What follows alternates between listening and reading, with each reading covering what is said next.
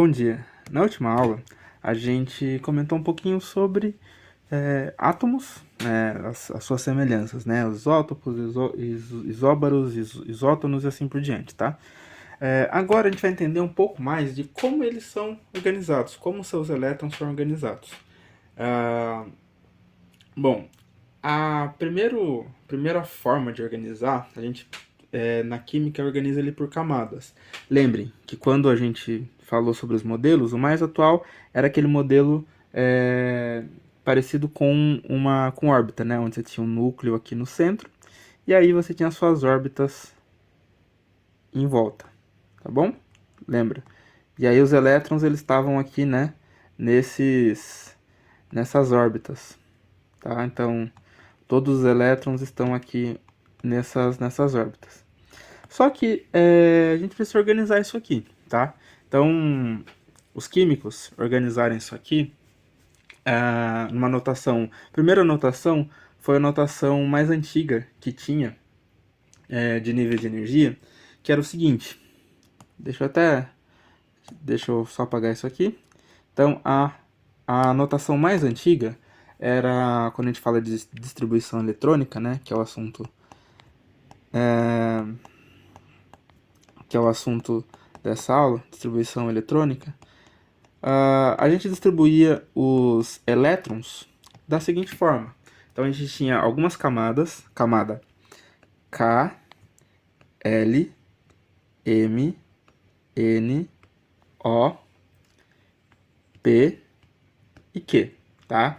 E aí aqui era o nível 1, o nível 2, o nível 3, o nível 4, o nível 5, o nível 6, o nível 7. Cada um cada um tem esses níveis, tá? E aí foi determinada matematicamente quantos elétrons era possível colocar em cada nível. Então, e a fórmula ficou basicamente assim: o número máximo era algo como 2 vezes n elevado ao quadrado. Tá? Então, onde n é o nível da camada. Então, por exemplo, aqui ó, ficaria o quê? Ficaria 2 pro K, né? Pro K ficaria o quê? 2 vezes 1 ao quadrado. 1 ao quadrado é igual a 1. 1 vezes 2 é igual a 2. Simples, né? Mas aí para números grandes fica complicado. Ó. 2. Fica 2 vezes 2 ao quadrado. 2 ao quadrado é 4. Vezes 2 dá 8. Até aqui, tranquilo. Mas, por exemplo, o m já fica 2 vezes 3 ao quadrado. 3 ao quadrado é 9. Vezes 2, 18. Tá? Então vai começar a ficar um pouco complexo, né? O O, por exemplo, é 2 vezes 5 ao quadrado é igual a 5 ao quadrado é 25 vezes 2 dá 50. O P é igual a 2 vezes 6 ao quadrado. 6 ao quadrado é 36. 36 vezes 2 dá 72. E, por fim, o Q é 2 vezes 7 ao quadrado. 7 ao quadrado é 49 vezes 2 dá 98. Então, isso aqui são quantidades de elétrons que cada uma das camadas tinham, né? Então, vou colocar aqui. Então, ó, essa aqui conseguia 2, essa aqui 8, 18, 50. Opa, está fazendo certo? Faltou 4 aqui, né? Já pulei direto pro 5. Então, deixa eu colocar o 4 aqui, o 5 aqui. 50, 72, 98. O 4 fica de exercício, tá? Mas vai dar 32 aqui. Tá bom? Então, esses aqui são os elétrons que matematicamente os físicos encontraram aí para cada uma das camadas. Só que só que os elementos químicos no máximo, o maior elemento químico que a gente tem chama organessônio, tá? Tô pegando uma colinha aqui. E basicamente quando você distribui ele vai ficar o seguinte, ó. O OG, que é esse organessônio, ele vai ficar como? Ele vai ficar com 2, 8, 18, 32, 32, 18 e 8. Ou seja, ele não completa aqui a quantidade de elétrons, deixa eu colocar aqui, né? Elétrons possíveis.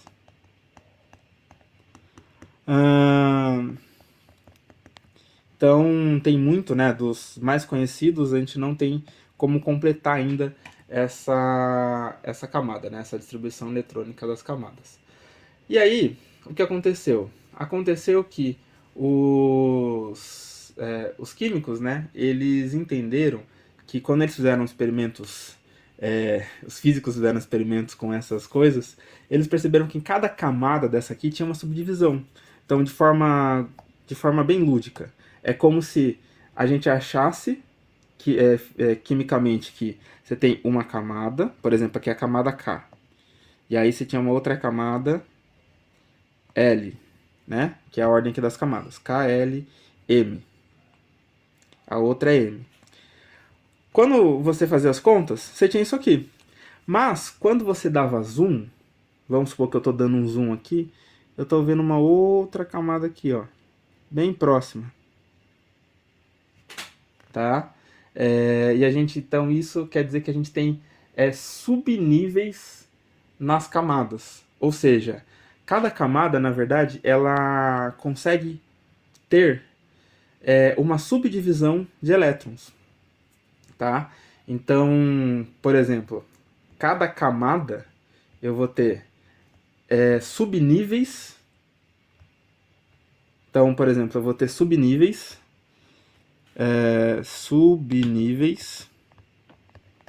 de camada, que a gente chama de S, P, D e F.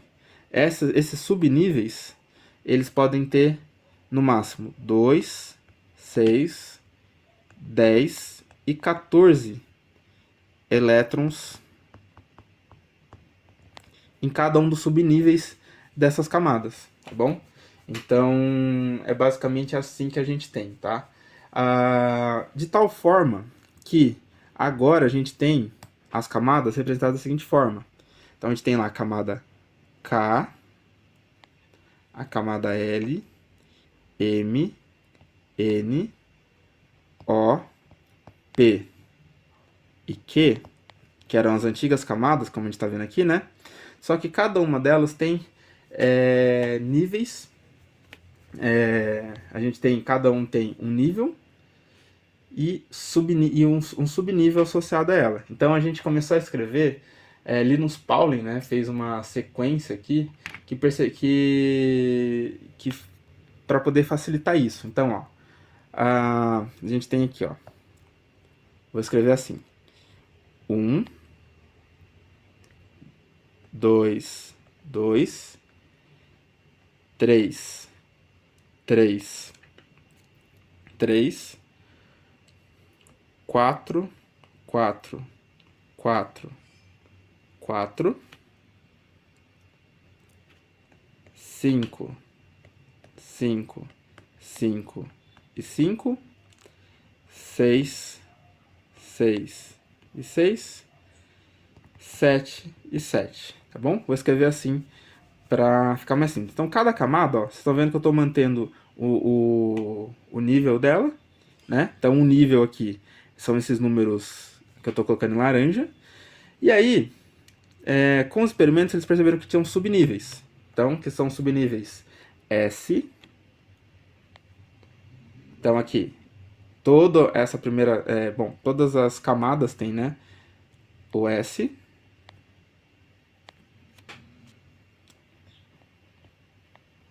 Depois vem o P.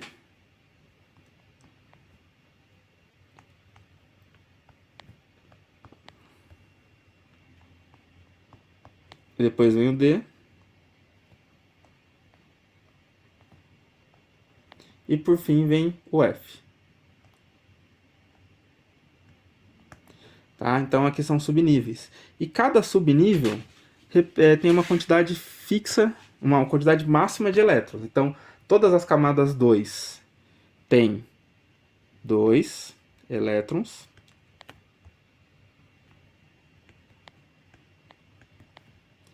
Todas as camadas P tem 6.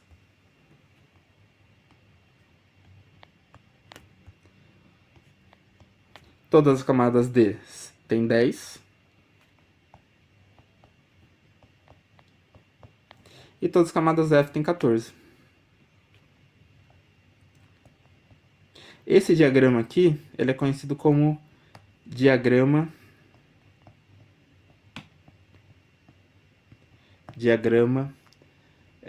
de Linus-Pauling. De Linus-Pauling.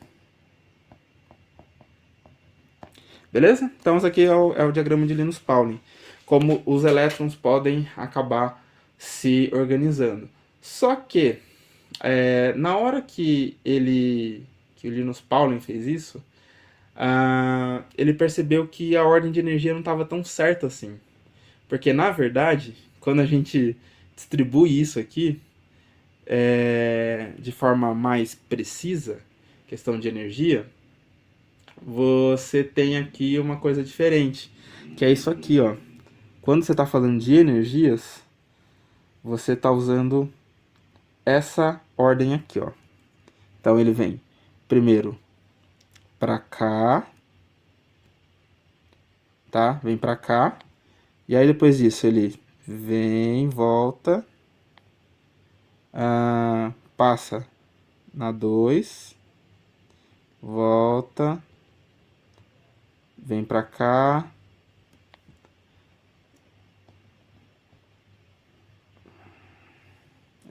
Aí eu sempre dou uma confundida, tá?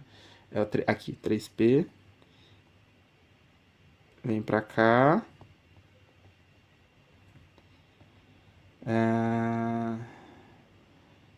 Eu devia ter feito isso aqui nos quadradinhos melhores, né? Mas depois disso, eu vou organizar melhor isso aqui, eu já volto, tá? Bom, acho que eu consegui organizar melhor agora, tá? Esse aqui é o diagrama de Linus Pauling. E aí, quando Linus Pauling fez as contas em relação à energia, ele percebeu que, ó, aconteceu isso aqui. O correto seria você, então, ter aqui, ó, 1s2. Aí, depois ele vinha pra cá, passava em 2s2, voltava. Aí, 2p6 e 3s2, voltava. E aí, vamos lá. 3p6, 4s, vinha pra cá. Voltou. E ia cortando assim, sempre na diagonal. Tá? Sempre cortando na diagonal.